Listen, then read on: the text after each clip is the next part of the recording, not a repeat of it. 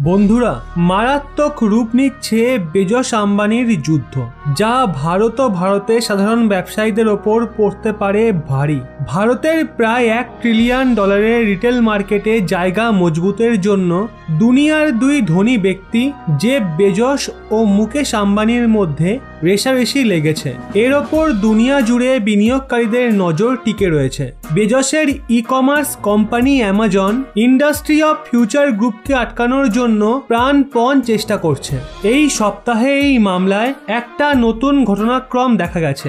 গত সপ্তাহে দিল্লি হাইকোর্টের সিঙ্গেল বেঞ্চ ফিউচার গ্রুপের কোম্পানিকে নিজের অ্যাসেট বেচতে আটকে দিয়েছিল, কিন্তু সোমবার জাজের একটা বেঞ্চ এই সিদ্ধান্তকে উল্টে দেয়। এখন অ্যামাজন এই ফলাফলের বিরুদ্ধে সুপ্রিম কোর্টে আপিল করতে পারে। ফিউচার রিটেল নিজের রিটেল ও হোলসেল কারবারকে রিলায়েন্সের কাছে বিক্রি করার জন্য গত বছর একটা ডিল করেছিল।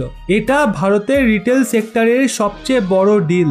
অ্যামাজন এর বিরুদ্ধে সিঙ্গাপুরের আরবিট্রেশন কোর্টের দরজায় কড়া নাড়িয়েছিল। আরবিট্রেশন কোর্ট ফিউচার রিটেলকে এই ডিল আটকানোর আদেশ দিয়েছিল।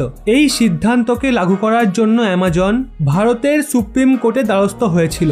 দুনিয়া জুড়ে বিনিয়োগকারীদের নজর এখন এই কেসের ওপর টিকে রয়েছে। এখন এই বিষয়টা নিয়ে উৎসাহ রয়েছে যে বিদেশি মধ্যস্থতা, বিদেশি কোর্টের সাময়িক সিদ্ধান্ত ভারতে ভ্যালিড হয় নাকি না। এর দরুন বিদেশি বিনিয়োগকারীরা ভারতে করা অ্যাগ্রিমেন্টসের ভ্যালিডিটিকেও পরখ করার একটা সুযোগ পাবে। কন্ট্রাক্ট লাগু করার মামলায় বিশ্ব ব্যাংকের র্যাঙ্কিংয়ে ভারতের স্থান ভেনেজুয়েলা, সিরিয়া আর সেনেগালের থেকেও নিচে রয়েছে।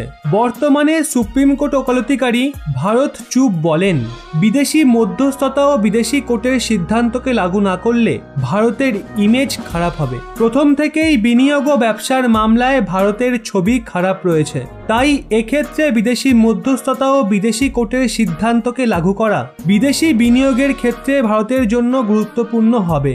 সবই তো নয় বোঝা গেল, কিন্তু যবে থেকে অনলাইন মার্কেটিং এসছে তবে থেকে সাধারণ ব্যবসায়ীদের মাথায় হাত পড়ে গেছে। কেননা মানুষ এত শৌখিন হয়ে গেছে যে দোকানে গিয়ে একটু কেনাকাটা করার সময়ই নেই, কিন্তু ঘন্টার পর ঘন্টা ফেসবুক, হোয়াটসঅ্যাপ, ভিডিও গেমসেই সময় কাটিয়ে দিচ্ছে। কষ্ট করে দোকানে আর কে যায়? তার থেকে বরং অনলাইনে অর্ডার দিয়ে দেওয়া হোক, বাড়িতে এসেই তো দিয়ে যাবে। কিন্তু একবার পিছু ফিরে দেখলে হয়তো এরকম অনেক স্মৃতি মনে পড়বে, যেগুলো এই শৌখিনতা হয়তো ছিল না, কিন্তু আনন্দ অনেক গুণ বেশি ছিল।